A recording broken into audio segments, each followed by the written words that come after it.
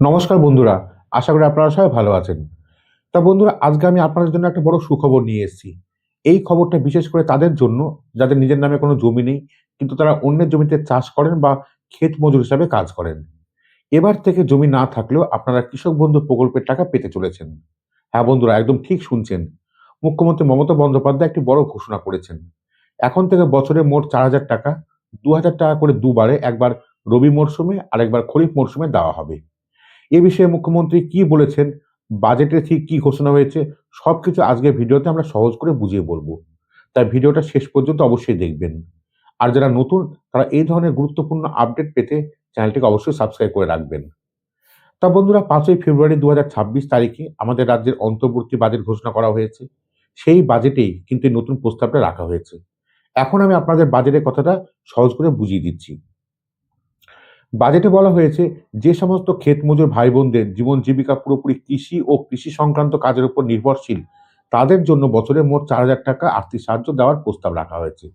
এই টাকা দেওয়া হবে দুটি কিস্তিতে, ২,০০০ টাকা রবি মরশুমে আর ২,০০০ টাকা খরিফ মরশুমে। মানে ঠিক যেভাবে কৃষক বন্ধু প্রকল্পের টাকা দেওয়া হয়, এক কিস্তি খরিফ মরশুমে, আরেক কিস্তি রবি মরশুমে, এই নতুন ব্যবস্থাতেও ঠিক সেভাবেই টাকা দেওয়া হবে। সবচেয়ে গুরুত্বপূর্ণ বিষয়টা এখন বলছি।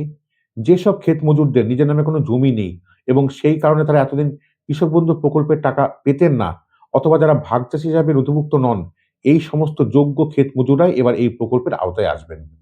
সরকারের পক্ষ থেকে এদের জন্য আলাদা করে একটি তথ্য ভান্ডার বা ডেটাবেস তৈরি করা হবে। মানে ধরুন, আপনার নিজের নামে কোনো জমি নেই, আপনি অন্যের জমিতে চাষ করেন বা আপনি অন্যের জমিতে ক্ষেত মজুর হিসাবে কাজ করেন, কিন্তু আপনার ভাগ চাষী হিসাবে কোনো কাগজ নাই। এতদিন এই কারণে আপনি কৃষক বন্ধুর টাকা পাননি। এবার থেকে এই সমস্যাটা থাকবে না। এখন তারাও কৃষক বন্ধু প্রকল্পের অন্তর্ভুক্ত হতে চলেছে। এখন মুখ্যমন্ত্রী মমতা বন্দ্যোপাধ্যায় এ বিষয়ে ঠিক কি বলেছেন, সেটা আমি আপনাদের সহজ করে বলছি। তিনি বলেছেন, আগেই কৃষক বন্ধু প্রকল্পে যাদের ১ একরের বেশি জমি আছে তারা বছরে ১০,০০০ টাকা পান। যাদের জমি কম তারা ৪,০০০ টাকা পান। আর এবার ক্ষেত মজুরদেরও এই প্রকল্পে যুক্ত করা হলো, যেটা সত্যি বড় এবং গুরুত্বপূর্ণ একটা পদক্ষেপ। বিশেষ করে তিনি বলেছেন, অনেক মানুষ আছেন যাদের নিজের জমি নেই, কিন্তু তারা অন্যের জমিতে চাষ করেন। এই সমস্ত মানুষদের জন্য এখন থেকে বছরে ৪,০০০ টাকা, ২,০০০ টাকা করে দুবারে রবি ও খরিফ মরশুমে দেওয়া হবে। বন্ধুরা, মুখ্যমন্ত্রী নিজে এই কথাটা স্পষ্ট করে বলেছেন।